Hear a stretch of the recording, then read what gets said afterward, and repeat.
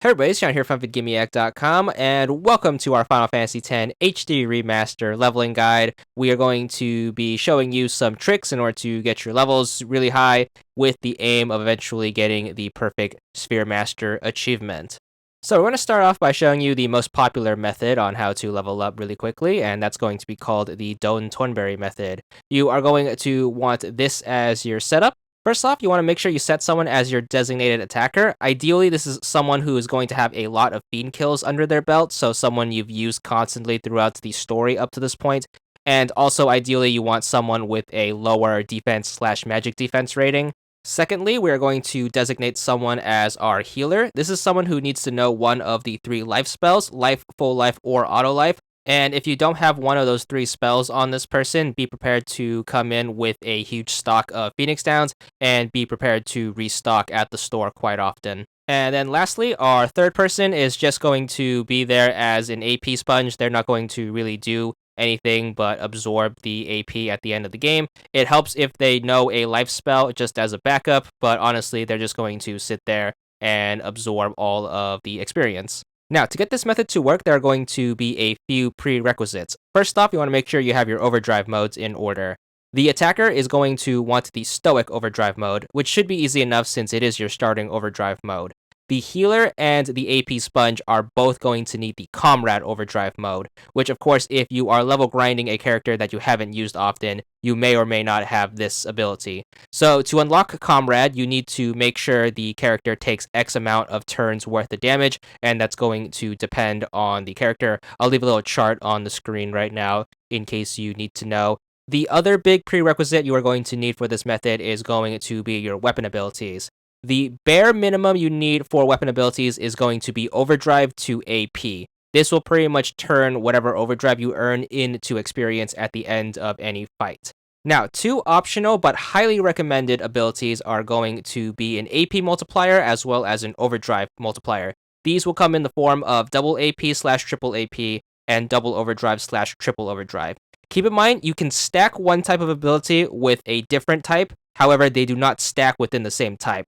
For example, you can stack triple AP and triple overdrive to get a 6 times multiplier, but you can't stack double AP with triple AP to get a 5 times multiplier. And same thing with overdrive. You can't stack double overdrive with triple overdrive to get 5 times overdrive. So the best thing you are able to do is to stack a triple AP ability with a triple overdrive ability for a 6 times multiplier. Other optional abilities, although not as highly recommended, are going to be First Strike for your attacker and 1 MP cost for your healer. Keep in mind that these abilities are going to require some pretty valuable ingredients that are either going to require some pretty hard means to unlock them or a ton of money to bribe them from other fiends. So you may want to look into defeating certain fiends who are going to drop pre-made weapons with some abilities on them already and just adding whatever's missing onto these weapons rather than building them from scratch.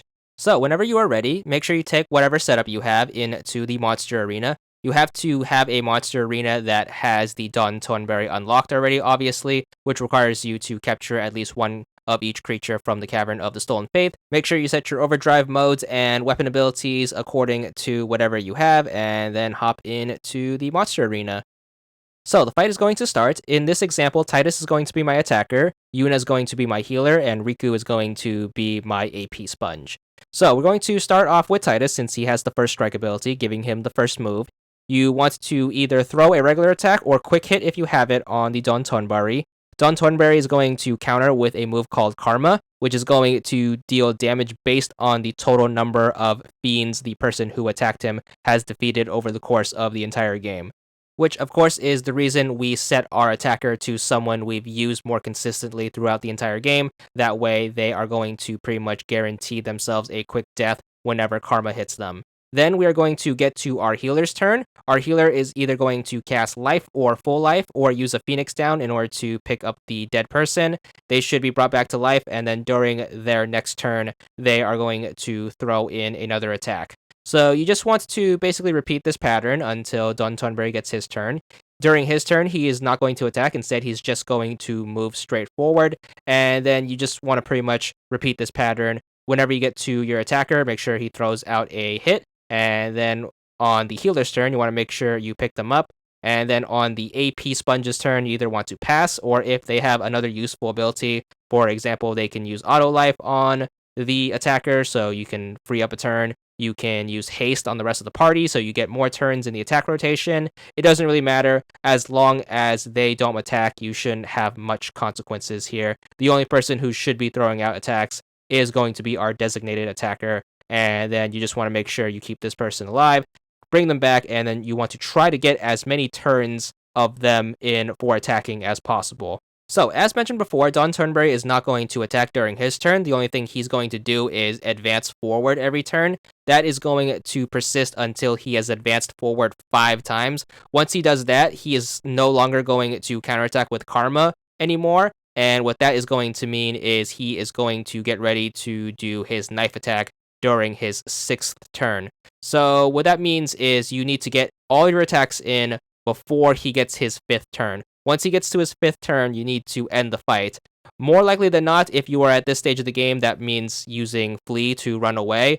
And once you have decided to end the fight, which more likely than not is going to result from you running away, you should tally up your XP, which thanks to our setup should be a ton, as you can see right here, and will be more if you decide to stack those multipliers. And thanks to that AP bump, we should be more than free to spend whatever we want to on the sphere grid. So, although this method is and has always been the most popular method in order to level grind, it does run into some drawbacks, especially later on, and especially if you are doing this in order to max out every single character. For example, this method is going to significantly slow down once your designated attacker has become strong enough. The reason for that is the higher their defense and magic defense becomes, the less effective Karma is going to be because it's going to do less damage. The other reason it's not so effective is especially when you are trying to max out every single character's sphere grid, most notably for the Perfect Sphere Master achievement, is when it comes to the characters that you don't use too frequently, it's going to be harder to come across resources in order to build those multiplier abilities for their weapons. So you're going to have to spend a lot of time either item farming or trying to raise enough money so you could do bribes to get certain ingredients to build these certain weapons with these certain abilities. So my best advice for using the Don Tonberry method in order to max out certain characters' stats is to use it for the characters you are more likely than not are going to need to have at max stats, especially towards the end game, which in this case is going to be Titus, Waka, and Riku, because they are going to be the useful characters when it comes to dealing with the Dark Aeons as well as Penance.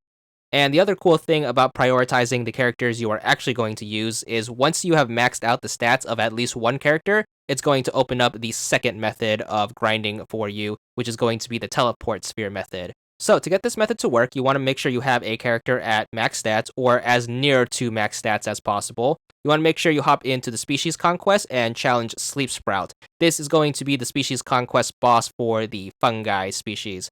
Make sure you use your character with maxed out stats and attack it. With max stats or any attack that hits towards the damage limit, you should be able to kill it in one hit, and that is going to give you 2 teleport spheres.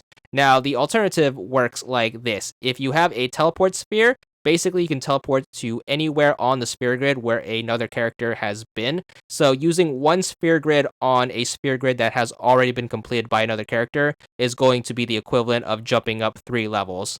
So the alternative to actually level grinding is going to be just to item farm whatever the Sleep Sprout drops. Another reason I recommend item farming the Sleep Sprout is because its rare drop is going to be the Dark Matter, which if you could save up 99 of them is going to allow you to add ribbon to an armor, which is going to be useful to us when we decide to fight the Dark Aeons. So keep that in mind. If you are working on trying to farm Dark Matters, it's also going to be useful to farm teleport spheres at the same time. That way we can work on 2 things at once. And as you can see here, the teleport sphere is going to be just as effective as traditional level grinding. So now we are going to discuss actually filling out the sphere grid. The first thing we are going to need are spheres, obviously. So if you are running low on any type of sphere at any time, what you want to do is want to head to the shop at the Monster Arena and you want to stock up on these things called distillers. If you don't know how these work, basically, if you bring these into a battle and throw them at an enemy, the enemy is going to guarantee a sphere drop. And the most efficient enemy you want to use for this is going to be the Kodos, which is going to be the area conquest boss for Jose. So challenge Kodos to a fight, and at the start of the fight, make sure you head into your inventory, throw whatever distiller is going to match the type of sphere you want, and then all you have to do is defeat Kodos. So make sure you are strong enough to take care of this fight before you get started. Once you take him out, he should almost guarantee you a 40 sphere drop of whatever distiller you threw at him. So if you ever find yourself running low on spheres, just make sure you hit up Kodos and make sure you bring whatever distiller is going to match the sphere you need, and then you should be good. Alright, now that we have figured out how to get our levels up and a more efficient way of how to get spheres, we need to actually define the achievements description on what it means to complete a sphere grid. A complete sphere grid is going to consist of a grid that has every single one of its nodes filled out, as well as every key unlocked and every empty node filled. So with that being said, this is going to present 3 main challenges in addition to just leveling up and just filling out the spheres as you go along. First challenge is going to be the issue of luck spheres. Obviously, luck spheres are going to appear across the grid. They are going to level up your luck stat, and you're going to need fortune spheres in order to fill them. Now, fortune spheres are going to be quite hard to come by. However, they are going to be required for maxing out your luck stat, which is going to be an important requirement in defeating the Dark Aeons. If you want to go with the alternative method of defeating the Dark Aeons, which is using the Zanmato method, and don't care at all about your luck stats, what you can do is you can head to the monster arena, go to the shop, and buy something called a clear sphere. A clear sphere is going to wipe out whatever sphere is in its place, and basically is going to replace it with an empty node, which you can thus fill with any other type of sphere. Once again, I only recommend this method for those of you who are going to play without any regard towards your stats. So you are going to play this with the intention that your stats are not going to be important for any of the post-game boss fights. And that is going to lead us into the topic of the second challenge, which is going to be empty nodes. Now, if you've been playing the game at all, you will realize that you fill empty nodes with modifier spheres. So in the post game, obviously, you aren't going to have any treasure chests with any modifier spheres in them, so we actually have to get them as drops.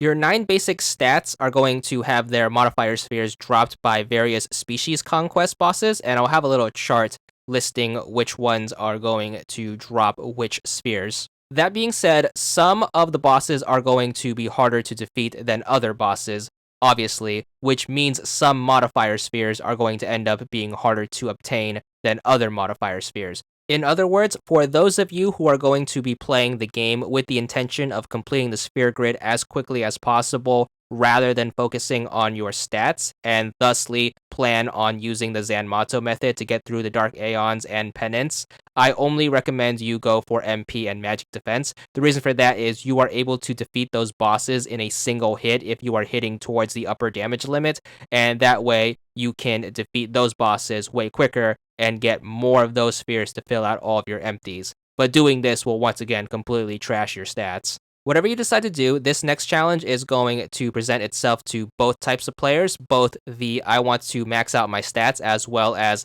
the I want to fill the sphere grid as quickly as possible. And what this challenge is going to be unlocking all of the key spheres. Now, you should have come across key spheres over the course of your game. I'm pretty sure I don't need to explain it. However, in order to get enough in order to complete a sphere grid, you basically have to start getting them in the post game, which is going to pretty much require you to bribe them from certain enemies. And once again, I'll leave a little chart of which enemies will drop whatever key spheres you need and however much money you need in order to bribe them. So hopefully these tips help you out for the long grind, especially if you are going for those max stats. Once you finish the sphere grid for one character, you should be good for Sphere Master for 15 gamer score. And then finally, after completing all 7 characters' sphere grids, you should be good for Perfect Sphere Master, 35 gamer score, and that's all there is to it.